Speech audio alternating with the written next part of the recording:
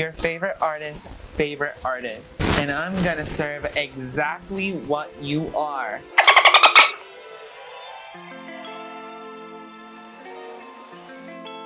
Hi guys, welcome back to my channel. Hi. We have our recurring guest back. Hello, it's been a while. We are here to do one of these. We haven't done this in a while. We are here to review Chappell Roan's The Rise and Fall of a Midwest Princess. We could say that title is very literal because she kinda had a peak and then we love Chappell Roan in this household. This album went platinum in our household. Fun fact, guys, this is one of the albums that really transitioned me into a full-time collector. Back then I had like a couple of records, wasn't like that big, but this changed our lives and we were like, wow, we need everything. I just want to say that also wasn't more than like 2 years ago, so we are here to review this multifaceted album. This has a lot of genres in here. Like it implies, there's peaks and valleys for you to really enjoy. There's a little bit of everything for everyone here, so let's get onto it, shall we? So first up, we have this anthem. It's for the ladies out there. It's called Femininomenon. What?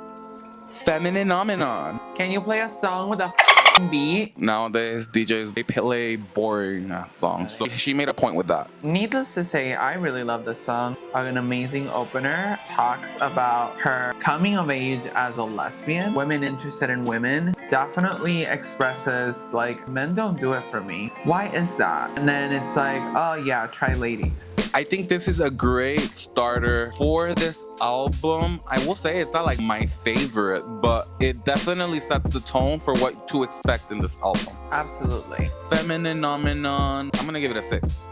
I'm giving it a 7. I think it's a really solid entry. It seems so lesbophobic to put it so low, so I'm gonna change it to a 7. That being said though, we are both strikingly beautiful redheads today for this wonderful album we have here in celebration of Chappell Roan. I didn't have to dye anything because I'm already a redhead. For those who are regulars here, it's a little tribute for the next song that we have here. It's called Wine Supernova. This is one of the first songs of Chappell Roan, which was like, you're talking to me, like directly, because I had just dyed my hair red when I heard this. I really like this song as well. And another one like, feels great, huh? We wouldn't know. No, Chappell really makes a fun, funky, dancey album. You know, she said with this record, this specific song, she's saying that she wants to dance, she wants to enjoy this red hot supernova. She had also just dyed her hair red when she did that. She explains her type. It's like a really fun song as well. It's not to be taken seriously. Like, she's talking about toys in this song. She has a bunny rabbit. I will say this is one of my favorite songs of this album, so I'm gonna give it a 9.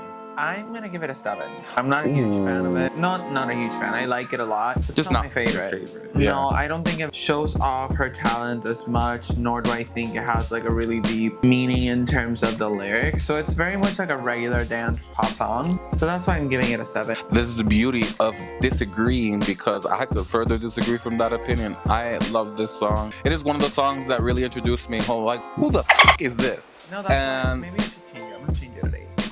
I'm gonna talk about one song that I don't think is that great. It's called After Midnight. It's one of my least favorites of the album. It's a little grating. It's pop, so you know, we like that here. I skipped that one. I don't like it. That one. Okay. Because After Midnight. Oh, that's very interesting that you say that. I'm not saying this is bad. I say I skipped this one. Well, why would you skip a good song? This is one of her earlier singles too, so she was kind of finding her footing. Power to the people who like this song. I like this song. She's talking about after midnight is when things usually go bad, but she's reverting it. She's saying, no, after midnight is when the good shit happens. It's the vibe of like, I can do anything after midnight. It's a really funky pop song. I'm gonna give After Midnight a solid 5. Wow. We're coming out swinging. Gag, a solid 5. That's not even good. You're saying that song is bad. I'm gonna disagree with you. Again, the beauty of disagreement. So Yes. I'm gonna say this is a solid 7. That's fair. Before I continue, I really like this album. We just started off on a rocky foot, you know, a slew foot, if you will, like me. One song that I really like about her album, and it's really underrated and not that known in comparison to the fandom, is Coffee. She speaks to my soul. Her ballads are one of my favorites for any artist ballads. She really takes it there. She says, we can't have coffee because we know it's just not coffee. There's more. It never really is just coffee, is it? That's the pattern she's getting at. She is dealing with these girls who are unavailable emotionally. Is this about men?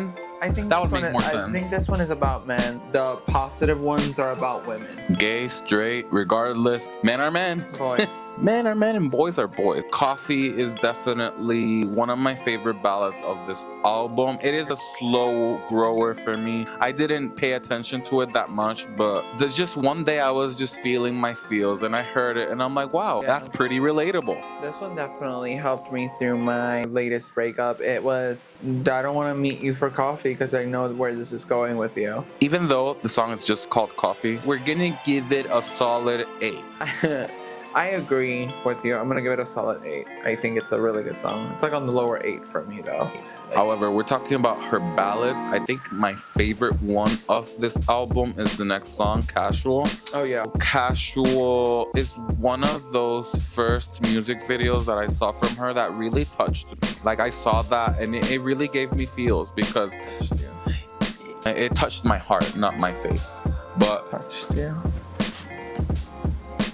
I'm gonna beat this up. Casual really evokes feelings of sympathy. I feel for this girl. This girl is actively wanting to be with this man or person. Yes, you can interpret it like that. This person does not want them back. I personally cannot relate, but it is very empathetic, you know. I feel for this girl. This is her just pouring her entire ass heart out. And hey, let's talk about that chorus.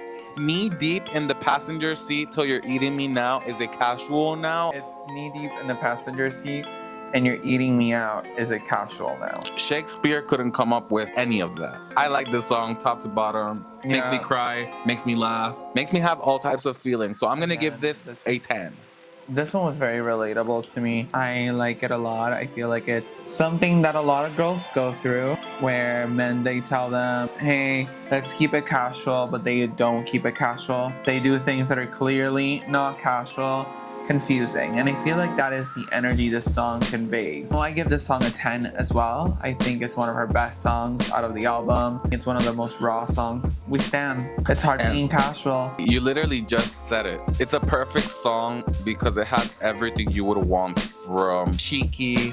It's a really good ballad. Her vocals are insane. The vocal flip, my God, she's so good. The yodeling. Yeah, we stand. Yeah. It's 10s across the board. She kind of turns that energy into a little thing more fun. We had to pick up from the ballads, like too sad. Let's pick up the pace, and that's what she did with super graphic ultra modern girl like me. If you've seen this music video, it is super cool. She goes to the streets of LA full drag, and that she does with her artistry. Why we stand Chappell Roan so much. But this song is a banger. It's a really good song. It's a banger. Fugly jeans. I think this is a really good song. I know this one fed up the clubs. I know they were playing it at the club and these weirdos were like, I'm one of those weirdos that were living for it. I give this song a 10, another 10 straight back to back. You know, it is like that. When a girl eats, she eats. She was giving alien drag in the music video. The song is a bop. She was giving us everything that is needed to be given. So I'm gonna give her a 10 back to back as well. I'd say we're in a peak and then like a valley and then like a peak, and that's the rise and fall of a Midwest princess. Truly, I don't know if she did that track list in accordance to the name, but that's kind of how it's feeling so far. She did the name according to the track list. She was like, I don't know what to name this. She wanted to name it Femininomenon, but nobody knows how to pronounce that well. So I barely can pronounce feminine. Exactly. Super graphic, ultra modern girl like me. What is the next song, mister? What do you mean, what is the next song? It's literally My Kink is Karma. My Kink is Karma was that first song I had on blast. My Kink is Karma is literally one of the first songs that I had on repeat when we first discovered Chappell Roan. We were listening to Ms Roan rap, and then I remember Chappell Roan's song My Kink is Karma appeared in my suggested, and I'm like, huh, I don't know who this is, and she had less than 1 million monthly listeners by the time, so nobody knew who she was at the time. I saw this album cover What's that? in my Spotify, and I was like, what the hell is this? My Kink is Karma was truly next. This is pure pop perfection. I didn't know what to expect of her, so I just clicked on the album. I am so glad I did. We listened to Chappell Roan before, it was cool. Down to the song, the music video, which she directed herself. That's the beauty of creatives. I guess I saw myself, ourselves more so, in her as creatives as we've always been in this lifetime. We kind of have to do these things ourselves. So when I saw the music video, the song, how she executed it perfectly,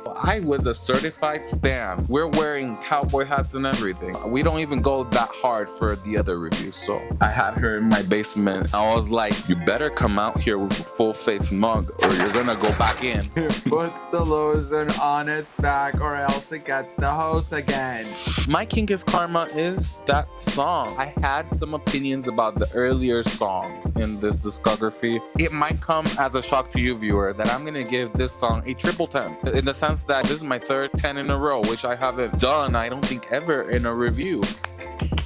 It's the first time for everything, always. I'm so glad that this was the album that got it, because this album is a pop bible. The kids that were raised up on this, they're gonna be like, mood board, I miss the days. I'm gonna give it a 10 as well. Right, triple 10. We did it backwards. The next song we have here, Previous song, and that is Hot to Go. We are very hot for this album that we skipped Hot to Go. It is one of the biggest hits of the album. I gotta say, I was not really living for the song at first, but then I saw the vision and I saw the dance. The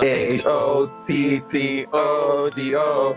You can take me hot to go. I have a controversial opinion about this song. I don't like it all that much. I don't like it all that much either, but for what it's worth and the cultural movement it had, I bought the Fortnite dance. Grown fond of this song. I mean, the dance is fun. It's a fun song, but I'm not living for it. I understand its appeal. This song is in the lower end for me. That doesn't mean it's a bad song. I really like this album, so not my favorite song out of the album. A decent song altogether. I'll give it a 7. I'm gonna give it a 7 because even though I didn't like it at first, I grew fond with it. I'm gonna give it a 6. I feel the exact same way. Moving on to the next song, which is not the next song. Picture You. This is one of my favorite ballads in her album. This one is the most raw, the one that really goes the deepest. What she wants to do, who she is when she's in love and when she's really into someone. She's wondering to herself, damn, is the person that I'm into as into me as I am into them? The answer, 8 times out of 10 is no. That's like the bitter pill that we have to swallow. Most of the times, the people that we're interested in are not as interested in us. That's something that we both individually have had to learn in this lifetime. So what I took from this song, apart from the lesson, it is stripped down ballad. For those who don't like that, they're not gonna like this. However, this song is really good. It touches your feels. Her singing is so beautiful. The vocal flip in this. She is just showing off her vocal abilities in this song. It's one of those songs where only she can sing it. I don't feel like anybody else can. Don't say that, because Kelly Clarkson will meet you in the studio. I mean, Kelly Clarkson can sing anything. Exact same thing with Mariah. Do you picture me like I picture you? Am I in the frame of your point of view? Do you feel the same? I am a deep romantic, so I feel this to the core. If I found out my man wasn't into me like I am into them, it's a chop. I felt that song real deep. She really hit the feels with this one. Very relatable. Every lover girl goes through this. Little misfortune that men are such, but at least we get art in change. This suffering of these women that are creating this art. I'm gonna give Picture Me a 9. I'm gonna give it a 9 as well. Really good ballad. Amazing. Picture You? His name is Picture. I thought it was Picture Me. I'm sorry. It's Picture You. But the next song is Kaleidoscope. Another ballad, another heart-wrenching ballad at that. She's already been rejected. She's already been dumped. She's like, well, I guess we could just go back to being friends. But can you really go back to being friends with someone you were in love with or you were into? No. It really is like the saddest perspective, because she is trying to be friends, but this person is not into her in any way, shape, or perform as they used to, and that is what she's struggling with. Kaleidoscope, it really does tackle certain thing that happens a lot in the community, gays or lesbians, where this group, or more so this couple, ends up falling out and they think, oh, we can be friends. The feelings, the immaturity of one or both parties does not simply allow for that. She's basically gut-wrenching, telling us that this is not working for her, and it's certainly not working for the other person either. She is just sad that the other person doesn't care enough. She's basically saying, I'm not gonna stop you, but it is breaking my heart. That's a duality with life. She feels like that, but the other person is also like, you can't stay in a relationship where you don't feel it. Like, happy. Yeah. From her point of view, it's like, I can't be friends with you, and that's okay too. I think she wants to keep it in her life just so she can still have access to them. Not necessarily because she wants to get back together, but because it is her absolutely wanting to keep access to this person and keep her in her life. Sounds familiar. It is looking like, hey, I'm not gonna stop you if you don't want me there. It's just her pouring her heart out, saying, I wish it was different, but that's just how the cookie crumbles. At the end of the day, you have to choose yourself. Sadly, unfortunately, Ms Chappell Roan, in the vein of creating excellent art, she does not choose herself, and she chooses to self-sabotage. Try to keep a friendship that is not sustainable for you. I stand you, so keep doing you. I'm gonna give Kaleidoscope an 8. I'm gonna give Kaleidoscope a 10. Gut-wrenching, it really hits the feels, shows off her vocal talent. I think this is the most amount of 10s for you in a single album. I really love this album. It is a banger, y'all. It's very funny that we're looking for the next song of this album, and the next song is literally Your Hat. We're here with Pink Pony Club. That is a slow pop song, a coming of age song. Doesn't experience the world. A little girl that doesn't know any better from the middle of the US. She decides to go to the Abbey in California. I've never been there, but I understand the feeling of being in a rural town where a lot of religious people. I do understand the religious psychosis that she has gone through in her upbringing. That clash of suddenly living life and being able to explore your sexuality. Overall life in that point in time for her must have been cathartic. Yes. Oh my God, you read my mind. It's literally cathartic because you are leaving the shackles of religion and living your life. It talks about our lives as queer people, but also not dancing on a pole. Nothing is meant to be taken literally. That's what she wants to be. She's basically telling her conservative family, like, hey, yeah, this is a life that I want. And in this case, she's speaking about her mom being like, I hate this, and she's like, too bad. Every day we have to choose authenticity over safety. The song was literally released before she was on any major label, and she got dropped when this song came out because of poor performance, and now this song has more than 1 billion streams on Spotify. Isn't that ironic?